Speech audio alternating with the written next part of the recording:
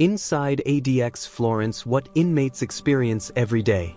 They had 6 minutes to secure the unit. The alert came from a place that never sent alerts. Stay with this story. What happens next almost didn't get stopped. The red light flashed once, then stayed on. Inside the control room, no one spoke.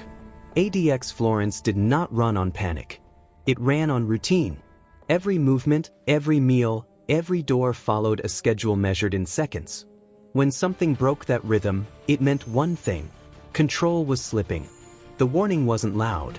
It wasn't dramatic. It appeared as a single line on a monitoring screen that most officers barely glanced at. Inmate unresponsive to standard compliance cycle. That line had never appeared before. Officer Daniel Rees noticed it because he had worked the same graveyard shift for 7 years. He knew the screens the way other people knew their own living rooms. When a system behaved strangely, he felt it before he understood it. This wasn't a medical alert. It wasn't a security breach. It was worse. It meant the inmate wasn't reacting the way the prison systems expected him to. Rees checked the time.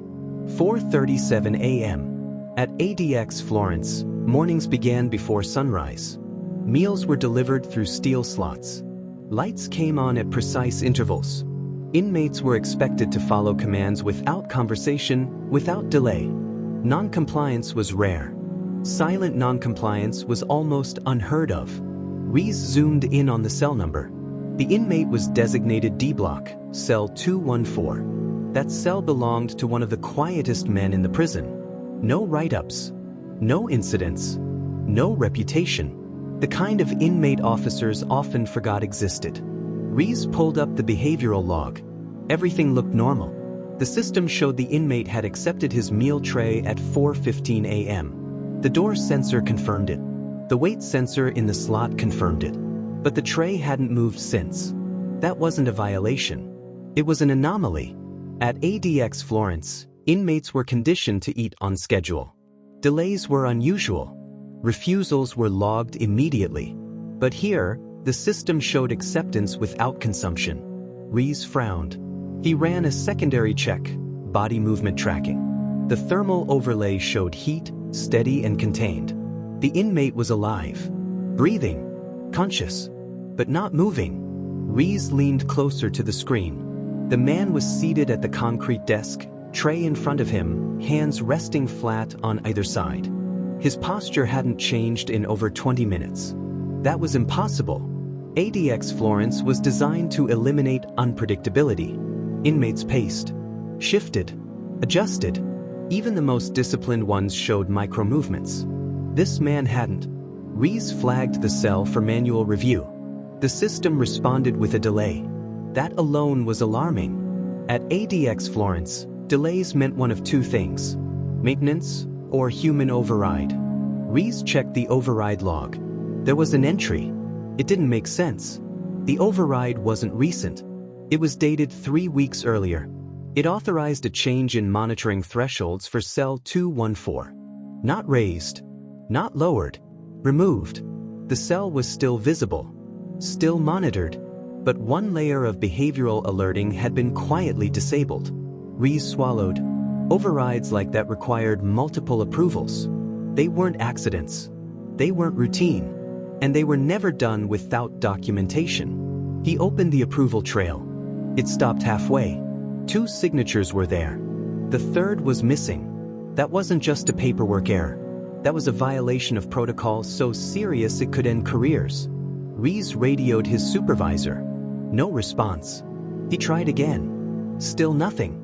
The control room felt colder than usual. The hum of electronics seemed louder. Rees realized he was the only one watching cell 214 closely. On screen, the inmate finally moved. Just slightly. His head tilted forward. Not in pain. Not in distress. In attention. It looked as if he was listening. Rees rewound the feed. Frame by frame. There was a sound spike. Not from inside the cell, from the corridor. Something mechanical. A vibration. Too subtle to trigger alarms. Too irregular to be scheduled. The inmate had responded to it instantly. As if he'd been waiting. Rees checked the corridor camera. Empty. No guards. No carts. No activity, but the sound pattern repeated again, faint but consistent. 3 pulses. 2 pulses. It wasn't random. Rees felt a chill crawl up his spine.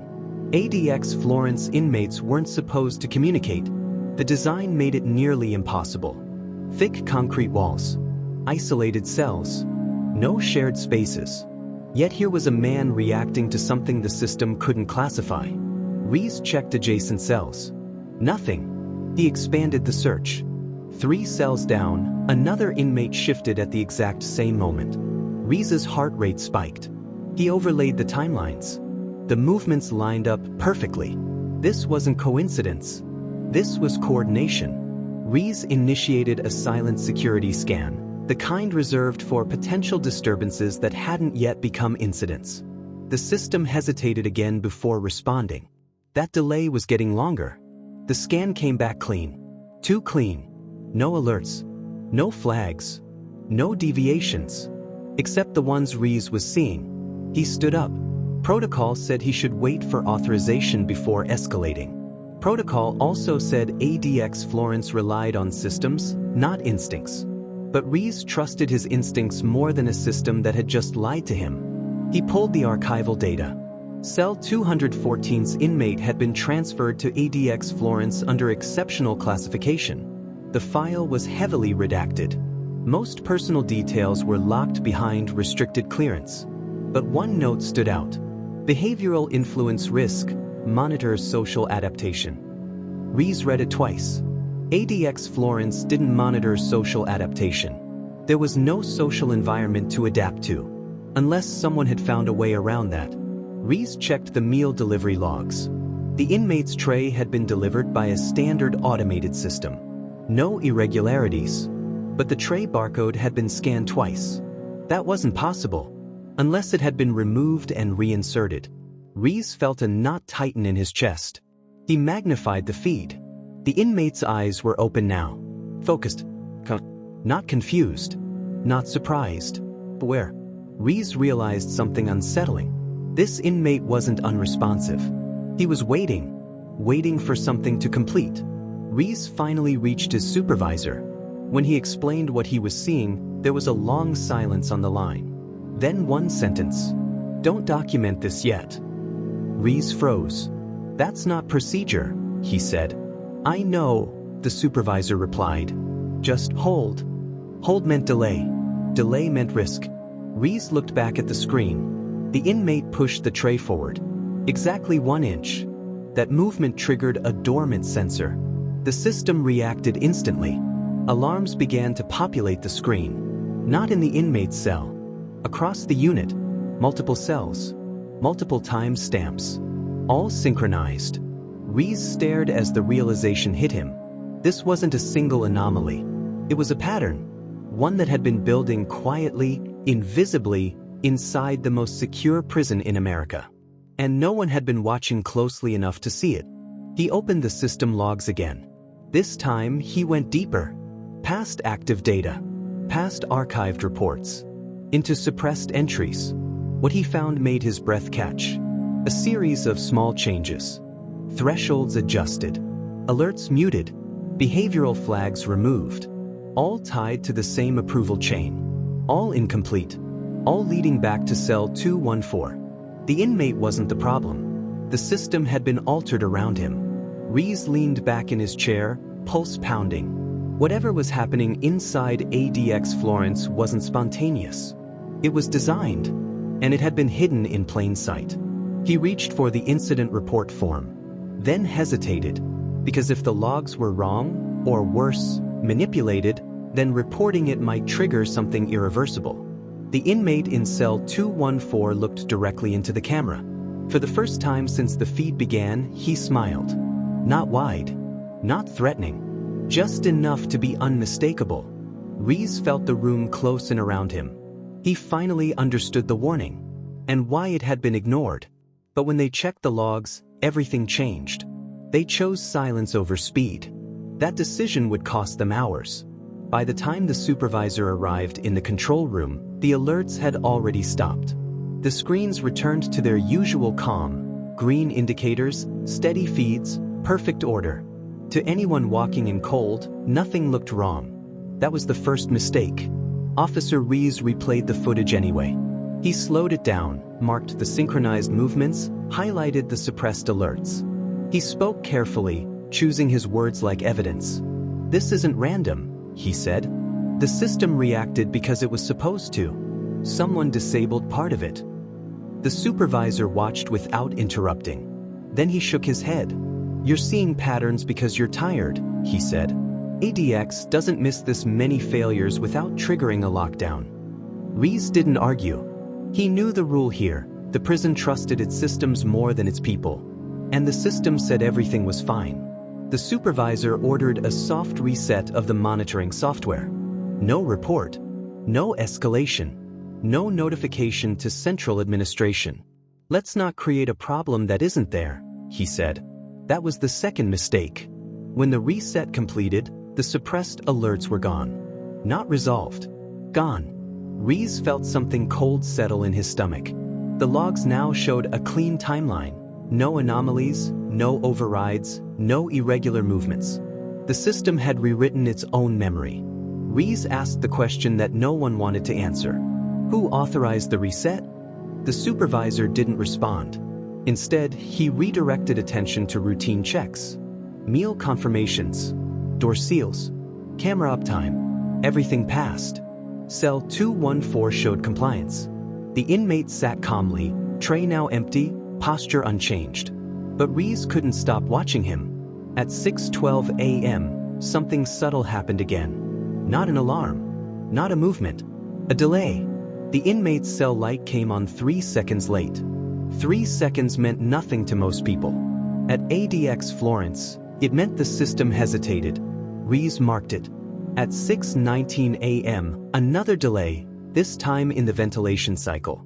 At 6:24 a.m., a door sensor recalibrated itself without command. Each event, on its own, was explainable. Together, they formed a curve. Something was pushing back against the system. Rees expanded the monitoring window to include the entire D block. The supervisor noticed and frowned. "You're overreaching," he said. Rees didn't answer. At 6:41 a.m., cell 214's inmate stood up. That was unusual but not prohibited. What mattered was timing. 3 other inmates in non-adjacent cells stood within the same second. No communication. No visibility. Yet perfect synchronization. The supervisor stepped closer to the screen now. "That's coincidence," he said, but his voice lacked certainty. Then one inmate sat. The others followed. Exactly. The system still showed nothing wrong. No flags. No alerts. No reason to intervene. The supervisor made a call. Not to central command. To maintenance. That was the third mistake. Maintenance checks fixed mechanical problems. They didn't investigate behavior. They didn't ask why inmates moved together. By the time maintenance arrived, the moment had passed. The unit looked normal again. Rees watched the maintenance logs appear. They were detailed. Too detailed. Someone had already filled in sections before the checks were completed. Rees recognized the formatting. It matched the override entries he'd seen earlier.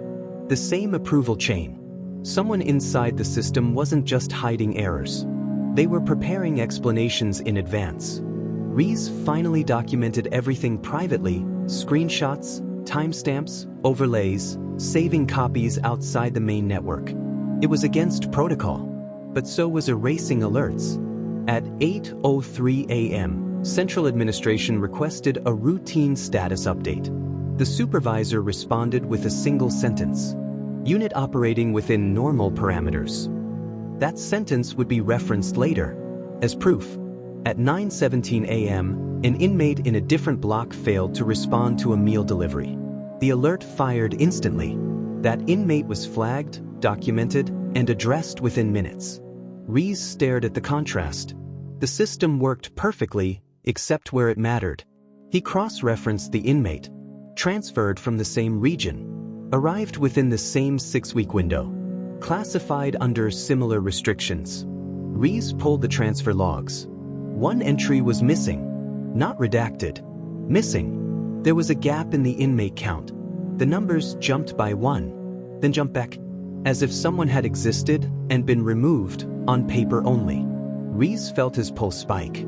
He checked cell 214 again. The inmate was lying on his bunk now, eyes open, staring at the ceiling. He wasn't resting. He was waiting. Rees finally bypassed the supervisor. He contacted an investigator he knew at the bureau, off-record, informal, risky. He sent one file. Just one. The response came back 10 minutes later. "Where did you get this?" Rees typed quickly.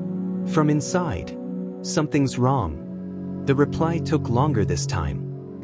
"Do not escalate yet. We're seeing inconsistencies elsewhere." Elsewhere meant outside ADX Florence. Rees looked back at the screens.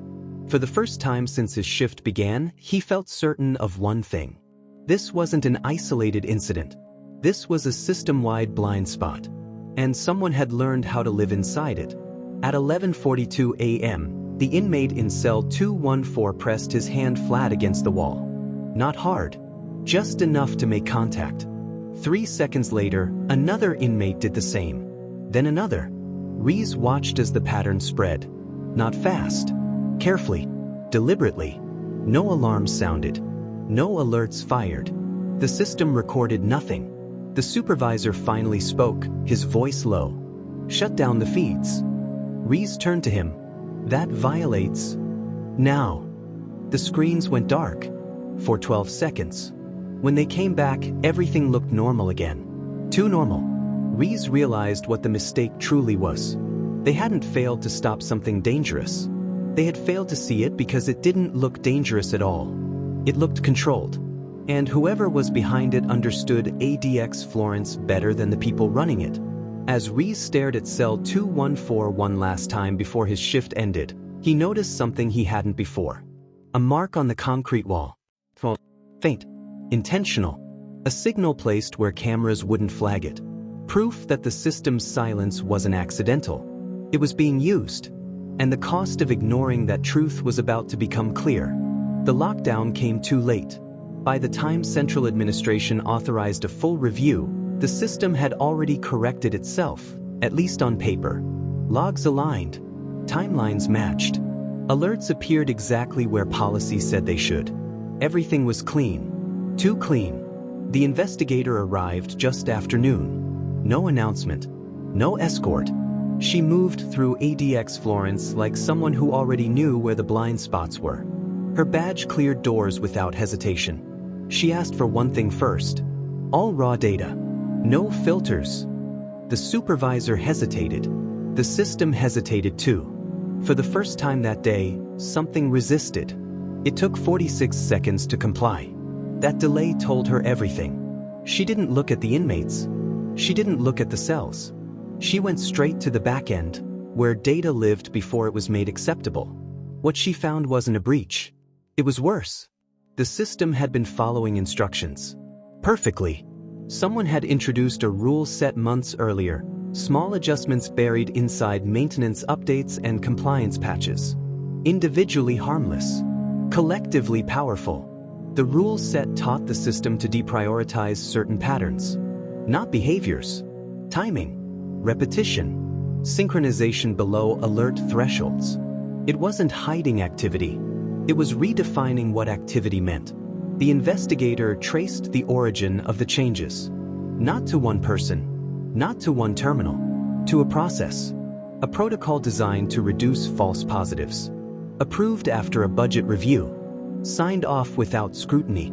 The system had been optimized for efficiency. And in doing so, it had learned how to ignore the most dangerous thing in a place like ADX Florence. Coordination without communication. She reviewed footage again, this time without overlays. Inmates weren't signaling. They weren't organizing. They were complying. Perfectly. Meals accepted on time. Postures aligned with policy. Movements within allowed windows. But the timing was intentional. The pauses. The delays. The stillness. These men weren't breaking rules. They were using them. The investigator pulled transfer records next. That's where the missing entry appeared again. An inmate ID that existed in intake, but nowhere else. No housing assignment. No release. No death. Just absence. She searched older backups. Found him. Transferred into ADX Florence 9 months earlier. Highly intelligent. No gang affiliation on paper. No incidents. No flags. Then, administrative silence. The investigator understood. This inmate had discovered the system's blind spot first. Not by force. By observation. He had tested it with compliance. Learned how far he could push without triggering response.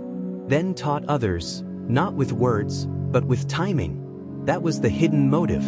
Control without visibility. Influence without hierarchy. Power that looked like obedience. The inmate in cell 214 was never the leader. He was the proof. The real mistake wasn't ignoring the warning. It was assuming control only looked one way. The investigator confronted the supervisor. This prison runs on predictability, she said. And predictability can be learned. He didn't argue, because he finally saw it too. The inmates weren't trying to escape. They weren't planning violence.